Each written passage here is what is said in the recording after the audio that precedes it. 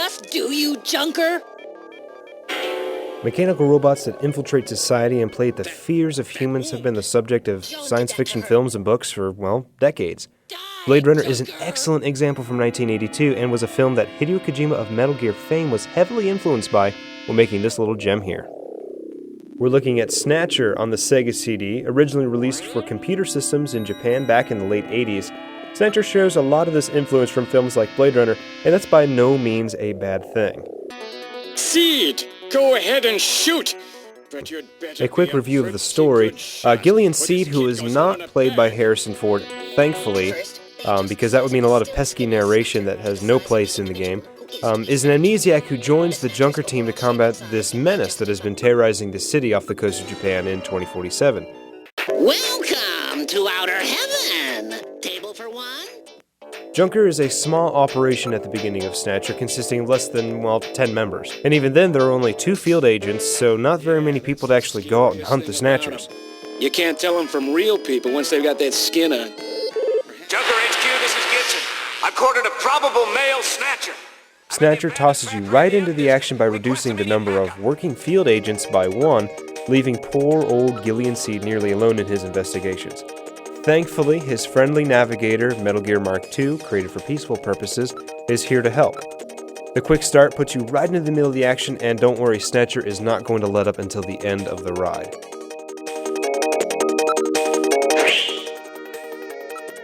Snatcher plays a lot like some adventure games from the late 80s and early 90s, using a command menu that Gillian will follow.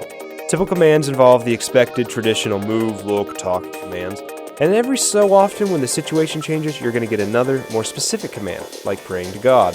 That one's a pretty good one. Good morning to you, my friend. Bud Miller with you here on the big 90.7. Looks like we're going to have a bright...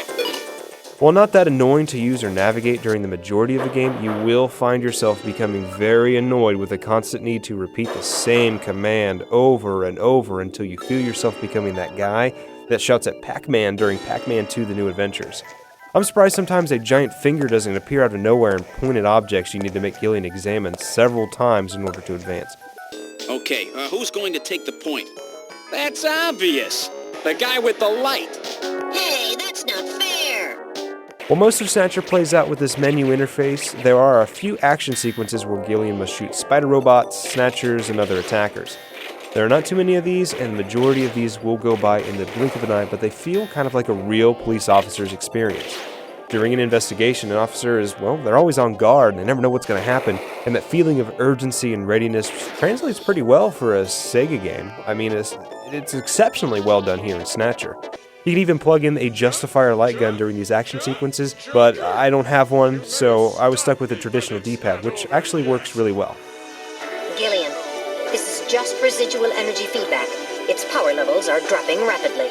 The drama of Snatcher comes through with a fantastic set of voice actors and a great localization job by Konami.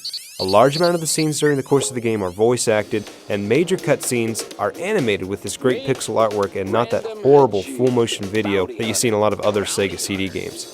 The quality of the game shines in every aspect. Snatcher's translation, graphics, voice acting, they all come together for one great presentation. Quick sky, dude. Just once in a while. I swear.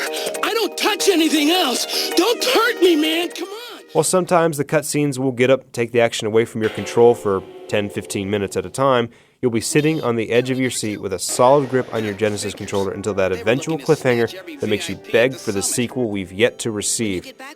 It's been since 1994, Konami, you've ported this game to PlayStation, Saturn, all of which in Japan.